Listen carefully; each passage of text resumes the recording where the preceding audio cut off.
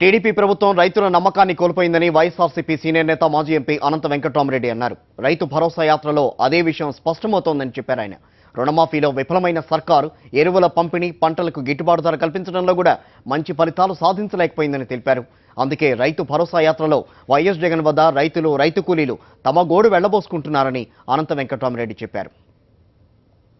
ఏ రైతును కదిలించినా లేకపోతే ఏ వర్గాల ప్రజలను కదిలించినా కూడా వాళ్ళకు ఈ ప్రభుత్వం పైన కానీ ఇలాంటి ఇప్పుడుండే ముఖ్యమంత్రి పైన అపనమ్మకం అనేది కూడా చాలా ఎక్కువగా ఉంది.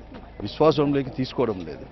ఎందుకంటే ఈ 3 సంవత్సరాల పరిపాలనలో వారి సమస్యను పరిష్కరిస్తామంటేనే దాన్ని దాటివేసే దానిలో కానీ, మోసం చేసే దాంట్లో అప్పులు రద్దు చేసే కార్యక్రమాలు కావచ్చు, లేకపోతే ఎరువులు కానీ ఇవన్నీ సక్రమంగా అందించే కార్యక్రమాలు కానీ, ఉండిన నీటిని కూడా అందించే కార్యక్రమాలు కూడా పూర్తిగా కూడా వైఫల్యం చెందినారని చెప్పేసి ప్రజల యొక్క భావన కూడా ఇక్కడ అందరికీ కూడా.